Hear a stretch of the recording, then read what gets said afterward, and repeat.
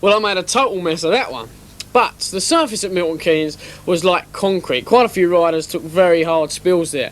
We now move on to round 4, which is at Nottingham. Now the track provided a different set of circumstances. It was very wet, very slippery.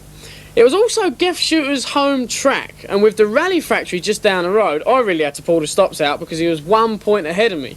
The Americans were looking very good, but can they handle these typically British conditions?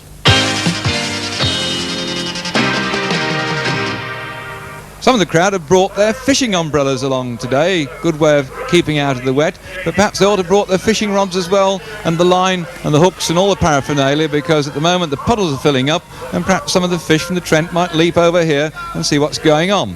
Well, the riders aren't amused by the conditions, but they're getting up there on the gate and taking precautions, because still next to Geoff Shooter on the right was Chanady in the blue tracksuit top, and this man Ian Dixon is riding round in a complete set of waterproof overalls. On the extreme left-hand side, showing his sponsor's colours, Rally, determined to do a good one, is the bold Andy Ruffle, and can he make it from the far gate? This is the most difficult one to come off, and he knows what he has to do now to get into the lead. He certainly won the first one in fine style, but as they go off the gate now, can he get from the far side? The rest of the field pushing forward. A better start from Tony Slade in the middle, but it's Nelson Chanady that's gone into the lead now. And it looks to me like Geoff Shooter and Andy Ruffle bumped shoulders then, and that has left a big gap, and Chanady's taken full advantage of it now.